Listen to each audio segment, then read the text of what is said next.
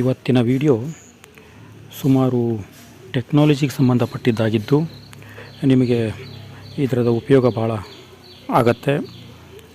ನಾನು ಸಣ್ಣ ಒಂದು ಟಾಪಿಕ್ ತೊಗೊಂಡು ಬಂದಿದ್ದೀನಿ. ಅದು ಹೊಸ ಫ್ಯೂಚರ್ ವಾಟ್ಸಪ್ ಬಗ್ಗೆ. ಇನ್ನು ನನ್ನ ಈ ವಿಡಿಯೋ ಇಷ್ಟ ಆಗಿದ್ದರೆ ವಿಡಿಯೋನ ಶೇರ್ ಮಾಡಿ, ಲೈಕ್ ಮಾಡಿ, ಕಮೆಂಟ್ಸ್ ಮಾಡಿ ಮತ್ತು ಜೊತೆಗೆ ಸಬ್ಸ್ಕ್ರೈಬ್ ಮಾಡ್ಕೊಳ್ಳಿ. ಹಾಗಾದರೆ ಬನ್ನಿ ಇವತ್ತಿನ ವಿಡಿಯೋನ ಶುರು ಮಾಡೋಣ.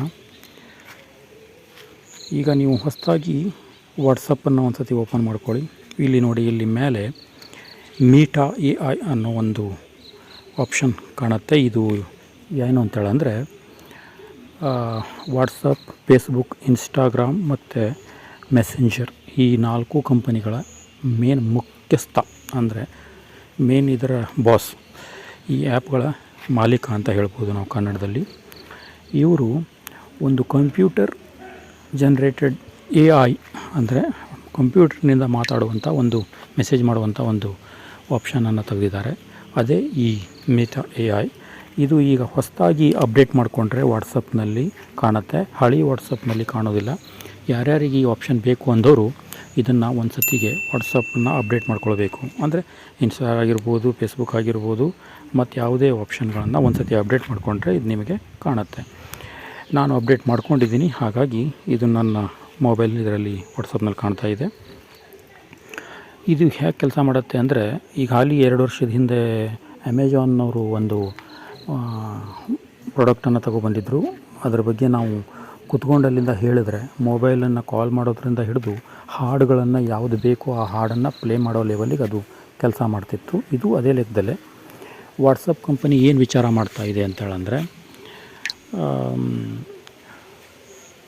ನಮ್ಮ ಕಸ್ಟಮರ್ ಮತ್ತೊಂದು ಕಡೆಗೆ ಹೋಗಿ ಸರ್ಚ್ ಮಾಡೋ ಬದಲಿಗೆ ಅದರ ಟಾಪಿಕ್ಕನ್ನು ಏನೇ ಇದ್ದರೂ ಅದನ್ನು ಇದೇ ಜಾಗದಲ್ಲಿ ತಿಳ್ಕೊಳ್ಳಿ ಅನ್ನೋದು ಅವ್ರ ಉದ್ದೇಶ ಆಗಿರ್ಬೋದು.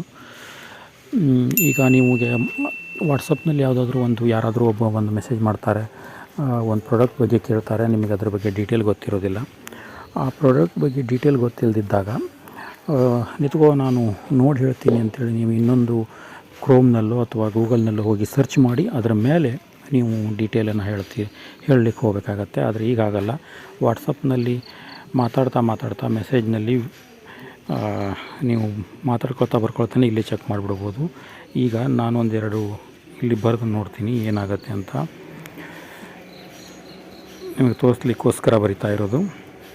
ತಪ್ಪಾಗಿದ್ದರೆ ಕ್ಷಮಿಸಿ. CM ಸಿದ್ದರಾಮಯ್ಯ ಅವ್ರ ಬಗ್ಗೆ ಬರೆದು ಬಿಡ್ತೀನಿ, ನೋಡೋಣ ಏನು ಬರುತ್ತೆ ಅಂತ.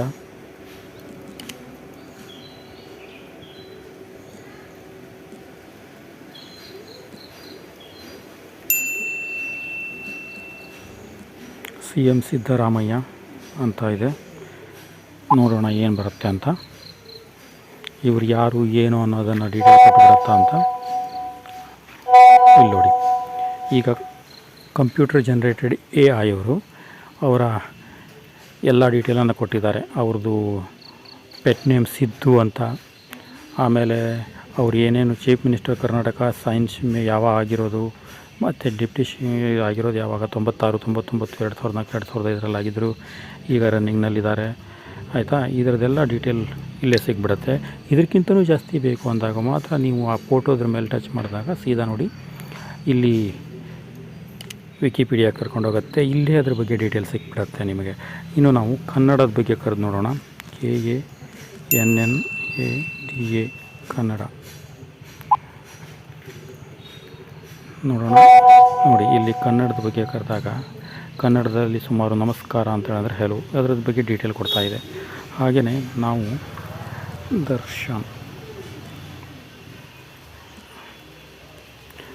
ಅವ್ರು ಬರೆದು ಬಿಡೋಣ, ಏನಾಗುತ್ತೆ ನೋಡೋಣ. ನೋಡಿ, ಸ್ವಲ್ಪ ಹೆಚ್ಚು ಕಮ್ಮಿ ಬರೆದ್ರೆ ದೇವಾಲಯದ ಬಗ್ಗೆ ಬರೆದಿದೆ. ನಾವು ಫಿಲ್ಮ್ ಸ್ಟಾರ್ ದರ್ಶನ್ ಬಗ್ಗೆ ಬರೆದಿರೋದು, ಆದರೆ ಅವರು ಇದ್ರ ಬಗ್ಗೆ ಹೇಳ್ತಾ ಇದ್ದಾರೆ. ಹಾಗೆಯೇ ನಾವು ಮತ್ತೆ ಯಾರ ಬಗ್ಗೆ ಬರೆದು ನೋಡೋಣ ಅಂದರೆ ಮೋದಿಯವರ ಹೆಸರಿನಲ್ಲಿ ಬರೆದು ನೋಡೋಣ.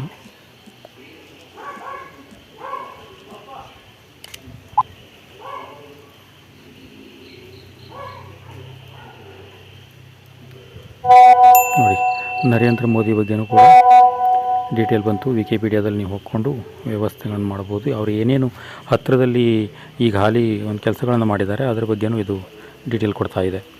ಇದು ಈ ಥರ ಕೆಲಸ ಮಾಡುತ್ತೆ. ನಿಮಗೆ ಬೇಕಾದಾಗ ಇಲ್ಲೇ ನೀವು ಇದರ ಬಗ್ಗೆ ಸರ್ಚ್ ಮಾಡಿಕೊಂಡು ನೋಡ್ಬೋದು, ಕೇಳ್ಬೋದು. ಹೊರಗೆ ಹೋಗಬೇಕು ಅಂತಿಲ್ಲ. ಹಾಗಾಗಿ ಮೀಟಾ AI ಅನ್ನೋದು ಕೆಲಸ ಮಾಡುತ್ತೆ. ಇದಾಗಿತ್ತು ಇದೊಂದು ಸಣ್ಣ ವಿಡಿಯೋ ಇಷ್ಟ ಆಗಿದ್ದರೆ ಚಾನಲನ್ನು ಸಬ್ಸ್ಕ್ರೈಬ್ ಮಾಡಿಕೊಂಡು ಶೇರ್ ಮಾಡಿ, ಲೈಕ್ ಮಾಡಿ, ಕಮೆಂಟ್ಸ್ ಮಾಡಿ. ಧನ್ಯವಾದ.